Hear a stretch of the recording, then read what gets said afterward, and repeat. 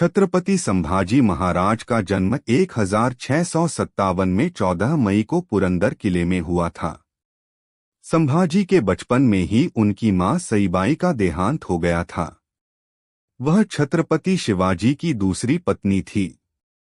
इसके बाद संभाजी का पालन पोषण छत्रपति शिवाजी की मां जीजाबाई ने किया।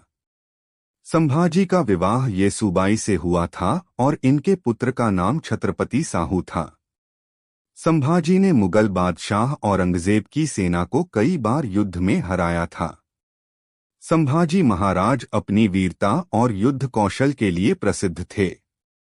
संभाजी ने अपने शासनकाल में 210 युद्ध किए और एक भी युद्ध नहीं हारा। एक बार छत्रपति शिवाजी से नाराज होकर संभाजी मुगलों के पास चले गए थे। इस बात का जिक्र विश्वास पाटिल ने अपनी किताब संभाजी में किया है। इस किताब का अनुवाद डॉक्टर रामजी तिवारी ने किया है।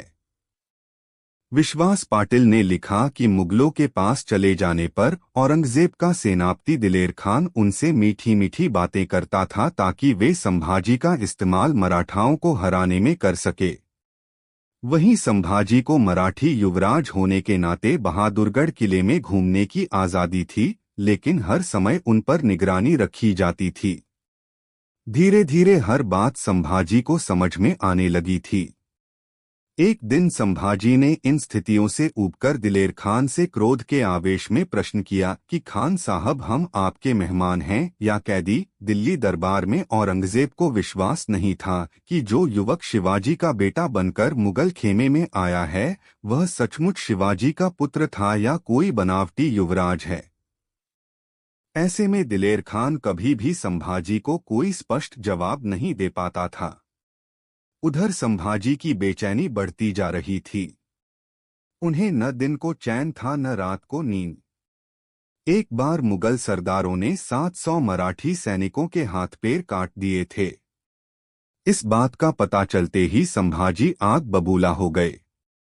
उन्हें समझाने की कोशिश की गई, लेकिन सब विफल रहे। उस समय वे जहां मौजूद थे वहां शामियाने के बीच का खंभा था। संभाजी ने उसी को बाहों में भर लिया और जिस प्रकार एक हाथी अपने मस्तक के ज्वर को शांत करने के लिए पत्थर पर अपना माथा पटकता है, उसी तरह संभाजी भी खंभे पर अपना सिर पटकने लगे। आंखों से लगातार गिरते आंसुओं को पोंछते हुए वे बोल रहे थे कि पिताजी, बहुत बड़ी भूल की है मैंने, बहुत बड़ी गलती हो गई। इसके बाद योजना बनाकर संभाजी दिलेर खान को चकमा देकर वहां से भागने में कामयाब रहे। पन्हाला किले पर छत्रपति शिवाजी से मुलाकात के बाद पहले दिन जब संभाजी दरबार में जाने लगे तो छत्रपति ने स्वयं उन्हें तैयार किया। अंत में उन्होंने उनके मस्तक पर केसर चंदन का टीका लगाया। संभाजी के मन में जो ग्लानि का भाव था उसे छत्रपति शिवाजी ने अपने व्यवहार से दूर कर दिया था। संभाजी महाराज का औरंगजेब की छलकपट की नीति से बचपन में जो वास्ता पड़ा था वह जीवन के अंत तक बना रहा।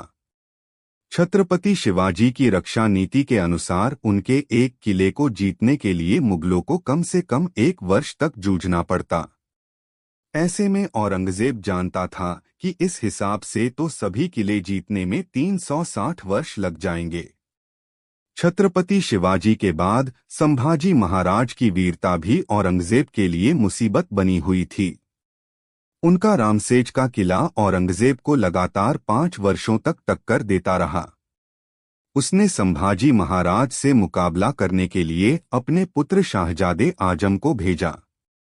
आजम ने कोल्हापुर संभाग में संभाजी के खिलाफ मोर्चा खोल दिया।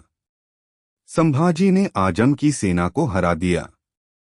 ऐसे में औरंगजेब पहले से ज्यादा हताश हो गया।